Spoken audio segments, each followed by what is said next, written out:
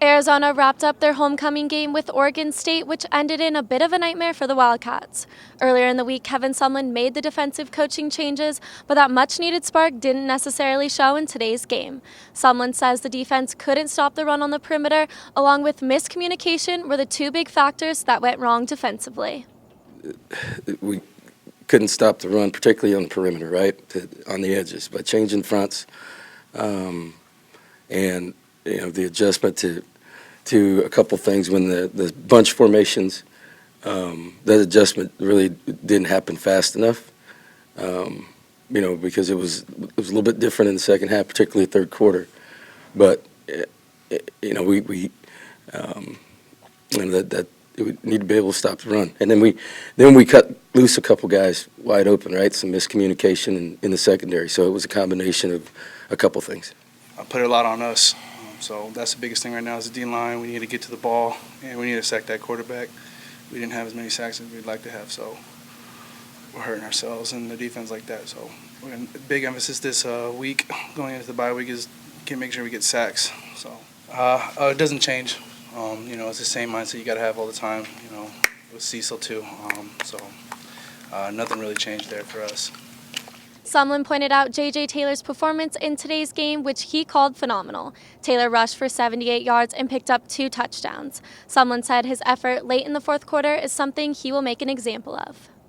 I mean, his effort was phenomenal tonight, right? I mean, he's a leader by example. He ran hard.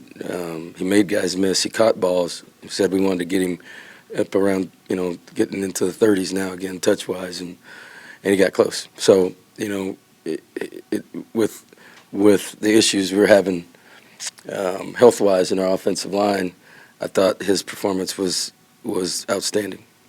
Your mindset is to never give up. I don't care what the score is, if we're up by 50, down by 50, or it's a tie game, or it doesn't matter. You got to play. You got to have love for the game and give it all you got. So I'm now joined by Matt Moreno, and Grant Gunnell comes in. He leads the Wildcats to all their touchdown drives. What is he bringing to the field that's so successful compared to Khalil Tate? I think right now it's just making the right decisions. I think if there's something you can point to with Khalil Tate when he kind of goes in the negative direction is his decision making. I think that's been a big part of when there has been negative moments with him. It's been, making the wrong decision, and I think you saw that today. There are a couple times he just kind of ran out of bounds and probably could have had a different kind of play, whereas Grant Gunnell's throwing the ball out of bounds, and you don't lose any yards, you don't take a sack, you don't do any of that. He's also just having success within the offense. He understands the scheme. Scheme fits him pretty well. And he's just making plays. I think today we saw him make some more plays with his feet, using his kind of feet to get around, keep the play alive, make throws down the field. But he just looks more comfortable to me. And Khalil Tate, ever since the injury and ever since kind of he's had this, backtracking a little bit when they go to a two quarterback system and play things a little bit differently, he just hasn't looked comfortable. And I think that's the biggest thing for Khalil Tate is when he's playing with freedom, when he's playing, without thinking too much, he's so much better. And we just haven't seen that from him lately.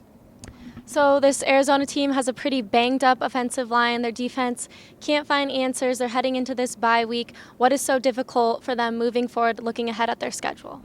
The schedule itself. I mean, you look at the opponents. You have Oregon coming up after the bye week. You have Utah back here to finish out the home schedule. Then you have ASU. You need 2 more wins in there. I think if you ask most, even diehard fans, I don't know that they can come up with 2 wins in that 3-game schedule to make a bowl game, which puts you on kind of on an uphill climb. And for Arizona, we know, having watched them, we know covering this team, we know people who are watching this, who are fans, understand that they're usually good for picking off somebody they shouldn't every year. Last year it was Oregon. Maybe it's Utah this year back here when they finish out at home. But right now they just need to get on the same page. It's just, and to hear the players talk about Coach mentioning don't point fingers, Kevin Sumlin coming in and saying we had a message about not pointing fingers at one another, tells you either he's getting out ahead of it or maybe it's becoming a problem, which you don't want to see at this point in the year. But the defense has just not been good, and it's been quite the opposite, very, very bad. And you come into a season like this, or you come into these coaching changes, and you expect that they're going to have some kind of positive result. Instead, they have maybe their worst game of the season, and you give up 56 points to Oregon State, who you should probably beat. I think most fans walked in here today saying they should beat Oregon State, expecting to see a win.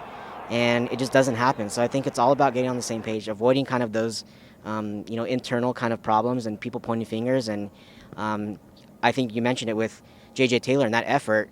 you want players to play like that. You don't want them to kind of have what we saw today at different times where maybe people are checking out a little bit, and you want players to play like J.J. Taylor. And finding that is going to be something they do over this next week, but also just getting healthy. I think Kevin Sumlin mentioned it quite a bit, and he did that for a reason because they do need to get healthy and find some answers, especially along the offensive line and some of those other positions where they are banged up.